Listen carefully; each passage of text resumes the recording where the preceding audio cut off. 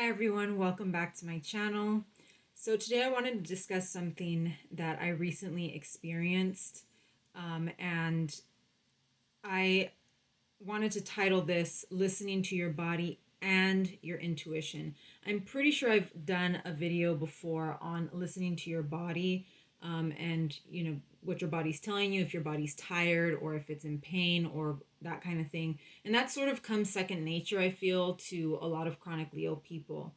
But one thing that we don't use is our intuition. And I did do a video recently about judgment, poor judgment, and chronic illness. And I think that does sometimes affect our own intuition. But I wanted to start off by telling a story, something that happened recently. And for those of you that don't know, I like to thrift. That's one of my hobbies, is thrifting. I do have a lot of limitations, so most of my thrifting is done outdoors at local swap meets, which are what we call flea markets here on the West Coast. And prior to the pandemic, I was big on thrifting. I mean, I would go to the swap meet, I would just be there, sometimes for, hours. And I just really enjoyed it. It was my one outing of the week. It would usually fall on like a Saturday or Sunday. Sometimes, if I really had the energy for it, I would go both days, and I would go to multiple, different swap meets here in the area.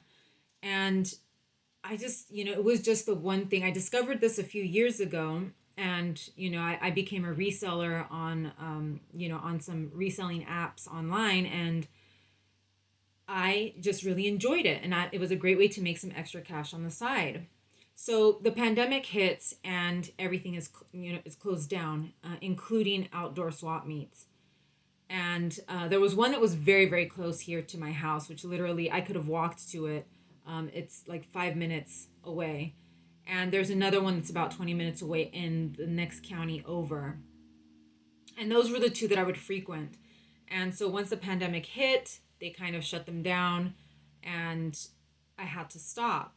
Obviously, once they reopened, because they did reopen a lot of things in the county next to, in Orange County, which is next to LA County. LA County has a lot of restrictions.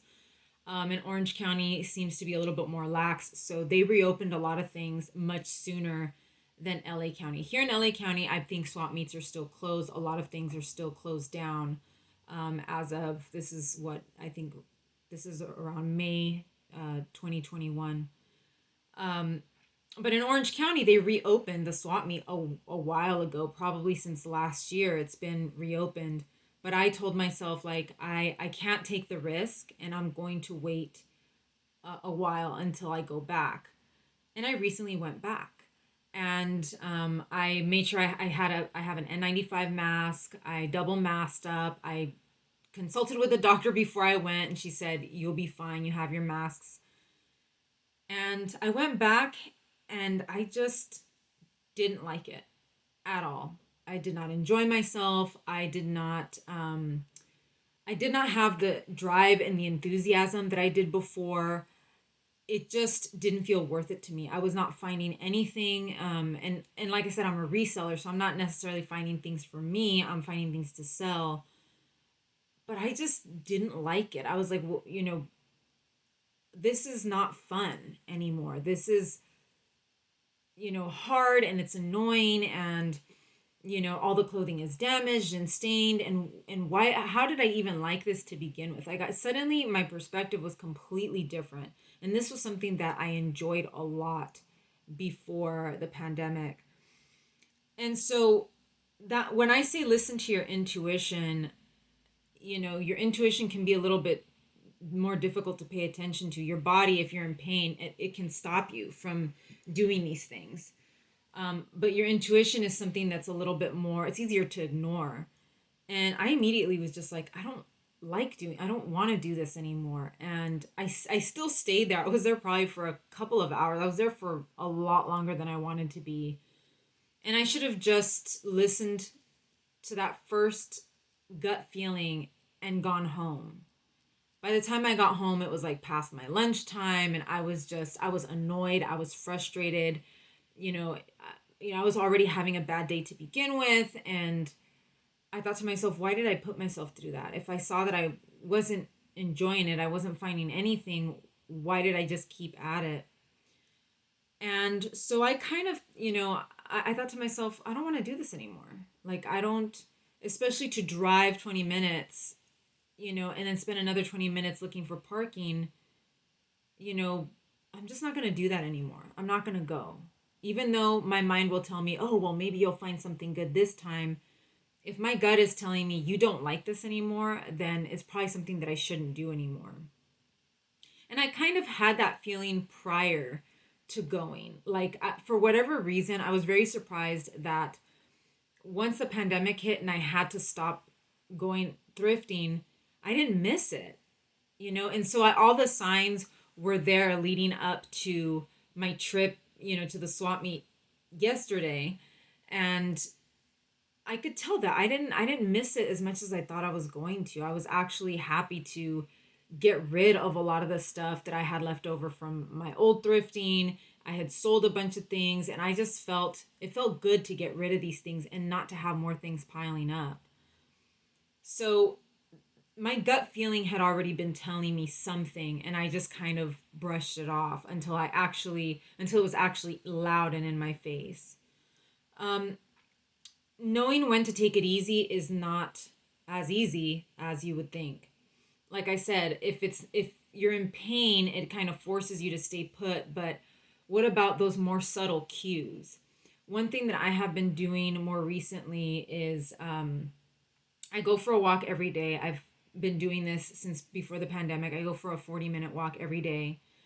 And there were times like in the winter where I would even go on days when it was raining and when it was cold. And I would push myself and say, look, this is your only outing you have for the day. Just get through it. Just push yourself. And I started to realize that I wasn't enjoying it because I was cold and I had to put on, layers of clothing just to stay warm. And I just wasn't liking it the way that I had, the way that I do when it's sunny and the temperature is just right. So, one thing that I've been doing lately is just not going for my walk if it's too cold or if the weather just doesn't feel right to me. If it's too hot, I know that I can't go for my walk because I won't feel well. But when it's a little too cold, I kind of would push through it and just put on sweaters and scarves and gloves.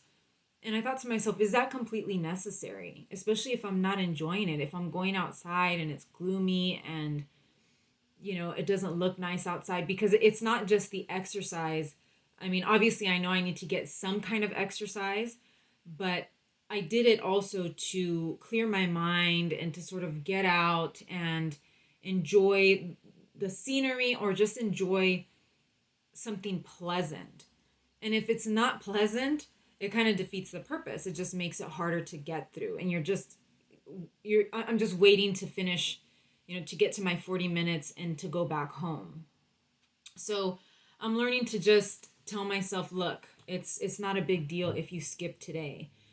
And a lot of times we manifest that as laziness, or we manifest, I think is the wrong word. We internalize it as laziness. I'm too lazy. I should have gone for my walk. I'm just getting lazy now.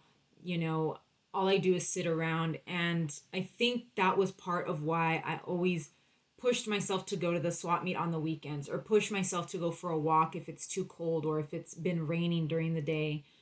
And I needed to get out of that space of I'm being lazy. I'm under no obligation to go thrifting. I don't need the money. It was a hobby of mine. It was nice that I was making a little bit of extra money on the side, but it wasn't like I needed it to pay my bills. It was kind of my fun money to spend on myself, which like I mentioned before, I'm financially stable right now, so it's not really necessary for me to do it. I'm doing it because I enjoy it. And when you no longer enjoy it, what's the point in doing it? We have, as chronically ill people, we have a lot of things that we no longer enjoy, or that we can no longer enjoy. So the few things that we do have, we want to enjoy them, and we want it to brighten our day and make things better for us, not worse. So I think the questions that I started asking myself is this too much work for too little reward?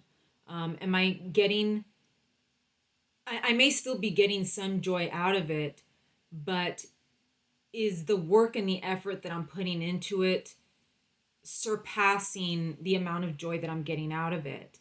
So, for example, going to the swap meet takes me 20 minutes to get there. It can take me 20 minutes to find a parking spot. It can take me another 15 minutes, 10 or 15 minutes to actually walk to the actual, where the stalls are, where they're selling stuff, and then going through clothing and going through the effort of finding one or two pieces that are resellable. The burden outweighs the joy of it. The swap meet that was here close to my house, it was just a 5-minute drive. I could go in 5 minutes. It's a smaller swap meet. There's less stuff to go through, and I was finding more things. And that was the comparison that I gave myself, is that it was 5 minutes away. If I didn't find anything, it wasn't a huge loss. The biggest issue was finding a parking spot, and even that wasn't that big of a deal. So you have to weigh, do the pros outweigh the cons, or vice versa? Is it serving you? For example, with my walks, is it relaxing me? Because that is part of the point of me going for my walk. Is it relaxing me? Am I able to get my mind off of the things that have gone on in my day, or even some of my physical discomfort? Is it relaxing me, or am I anxious to get done with my 40 minutes? Is the weather pleasant enough for me to enjoy? Because the weather is another part, that I enjoy. And for a lot of us who are sick, we know that the weather affects our bodies. It can increase our pain, it can decrease our pain. And so I ask myself, if it's not something that is pleasant or enjoyable, it's just compounding my stress. Another telltale sign that I've learned over the years, and it took me a while to realize that this was a red flag when it came to doing something, and this is an intuitive thing, is, am I having trouble making this decision? And so here's the example that I have for that. We have family parties prior to the pandemic, birthday parties. I have a niece and nephew, and they have a birthday every year. Family birthdays and stuff, and usually they'll be held at the household, of the person, who we're celebrating. So I have to drive out there. I usually drive myself in case I have some kind of issue. I can always drive back home if I don't feel well. And I noticed that whenever one of these family gatherings would come up, I was constantly ruminating over it. And it was always, should I go? Should I not go? Should I go? Should I not go? And it would drive me crazy.